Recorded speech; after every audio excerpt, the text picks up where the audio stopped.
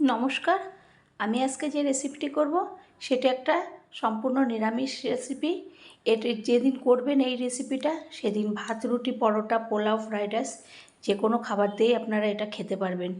এই রকম রেসিপি করতে আমার প্রথমে লেগেছিল মটর ডাল বা ছোলার ডাল যা নেবেন আর পেঁপে। তা আমি ডালটাকে প্রথমে ধুয়ে পরিষ্কার করে আমি মিক্সিং জারে শুকনোভাবেই এটাকে পেস্ট করে নেব আর দিয়ে দেব এর মধ্যে আদা আর লবণ।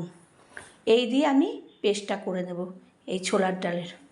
তারপরে শুকনো করে করলে কি হবে, এই ডালটার যে বড়াটা করব কোনো আধা ভাঙা করব, তাহলে বড়াটা বেশ শক্ত শক্ত হবে। আর যদি পুরো মিহি করে নিই তাইলে একদম নরম ক্যাতক্যাতে হবে। আমার পেস্টটা এদিকে হয়ে গেছে।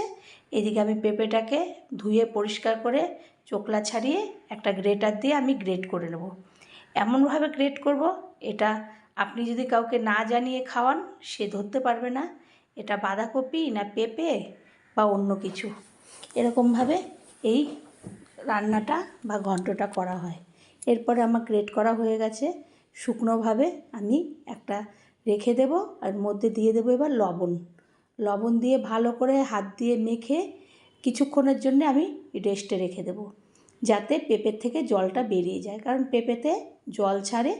আমি এইভাবে মেখে একটা ঢাকনা দিয়ে ঢেকে রেখে দেব।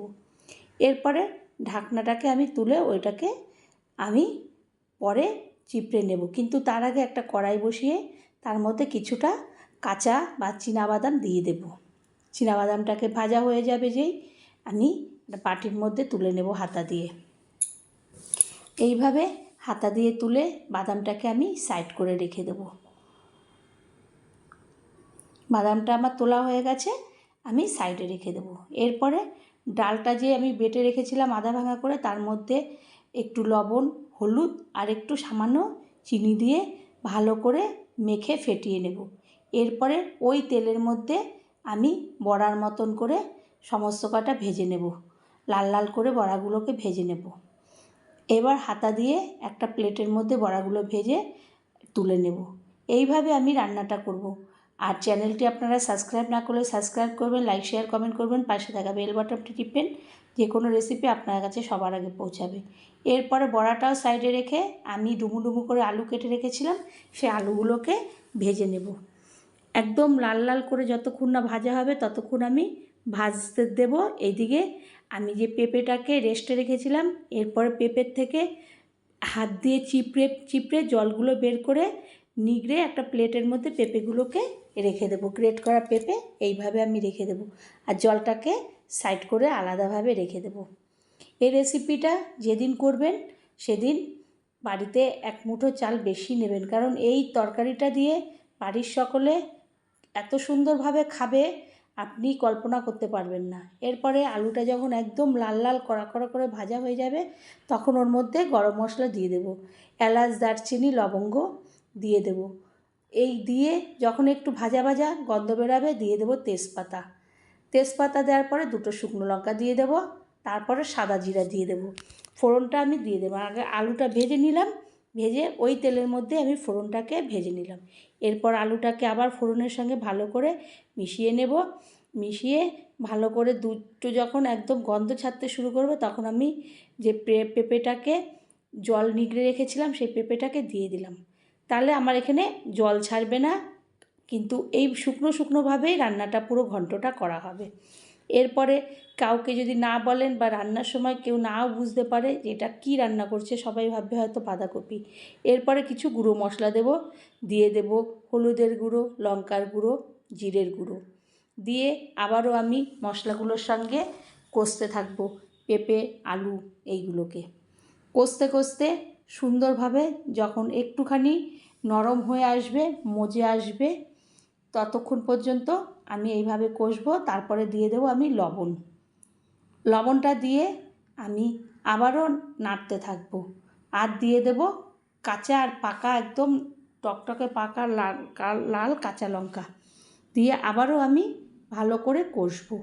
এইভাবে কষতে কষতে যখন আর একটু নেতিয়ে আসবে ততক্ষণ পর্যন্ত আমি এইভাবে কষতে থাকবো। এরপরে ওর মধ্যে দিয়ে দেবো টমেটোকে আমি লম্বা লম্বা করে টুকরো করে কেটে রেখেছিলাম টমেটোটা। কিছুক্ষণ পরে আমি ঢাকনাটাকে তুলে আমি এবার খুন্তি দিয়ে ভালো করে নাড়তে থাকবো। দেখব আলুগুলো সিদ্ধ হয়ে গেছে, একদম এত সুন্দর ঘন্টটা তৈরি হয়ে গেছে শুকনো শুকনো মতন, যে না খেলে আপনারা বিশ্বাসই করতে পারবেন না।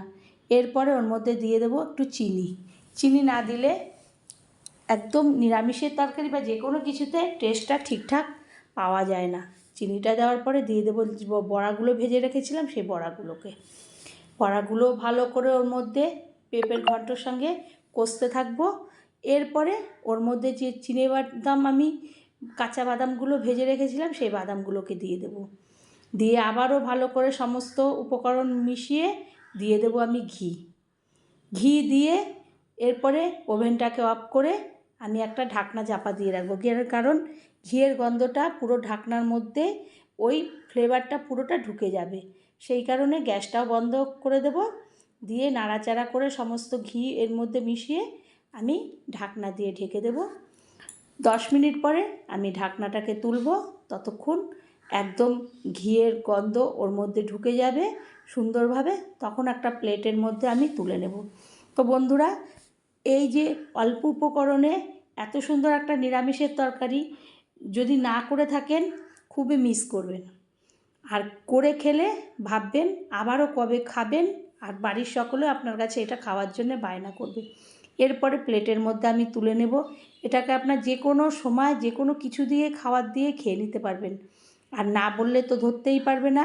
এমন একটা সুন্দর রেসিপি সুন্দরভাবে পরিবেশন করবেন, দেখবেন বাড়ির সকলে বারবার করে আপনার কাছে বায়না করবে এইটা খাওয়ার জন্যে।